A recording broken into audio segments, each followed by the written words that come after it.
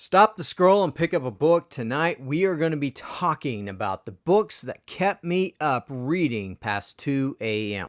Right out of the gate, first of all, is my favorite book of all time, Fahrenheit 451 by Ray Bradbury. I first read this when I was 13 years old, but back in 2012, when my oldest son was born, he was on these lights for something called jaundice, and we had to stay up all night.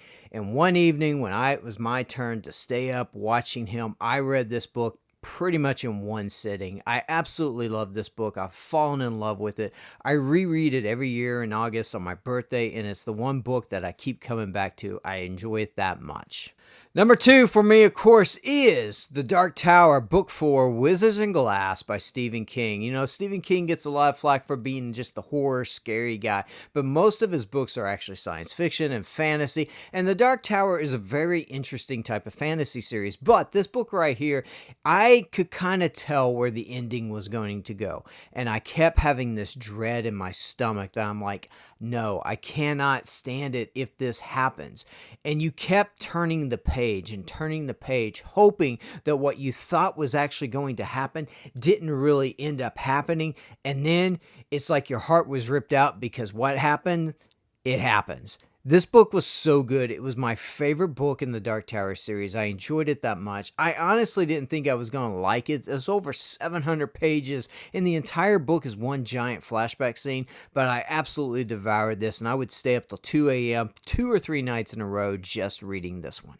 Next up for me, of course, number 3 is actually a Western. And no, it is not Lonesome Dove like so many would think. It is actually North to the Rails by Louis L'Amour. My father was a big Louis L'Amour fan. He had the entire collection. And a few years ago, I was going through some boxes and I found a whole bunch of those books that I had inherited. And North to the Rails was in it. I picked this up. This is part of the Chantry novels. And I started reading it and I absolutely devoured. This book is only like 180 pages. Maybe about 40 to 50,000 words. I read this thing in one setting, and I remember I stayed up until 2:30 just to finish it. I love the way Louis L'Amour actually writes masculine men in a healthy way, not the toxic way. I think it's important, I think it's good, and I think we need to have some writers actually begin to write good, heroic men that way again.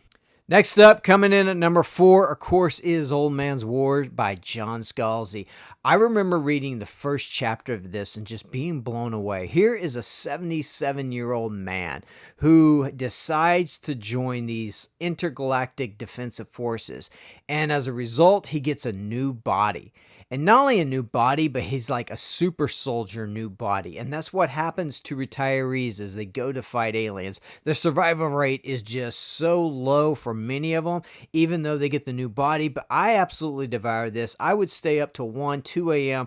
reading this, and I absolutely enjoyed what this book was about. And John Scalzi's Old Man's War series, I highly recommend it if you've never read any of it. And of course, coming in at number 5 for me, of course, is another Stephen King, and that is The Dead Zone. This right here is my favorite Stephen King book. It is sci-fi, thriller, political thriller. This is the story of a man who can unfortunately sort of see what is about to occur, and he sees what the president or the guy that's going to become president is going to do, and his entire book is about stopping him. This book is haunting. This is like what would happen if you knew things and you didn't step forward to stop them. This is an amazing story. I absolutely enjoyed this. I stayed up trying to finish this just because I had to know what was going to happen in the end.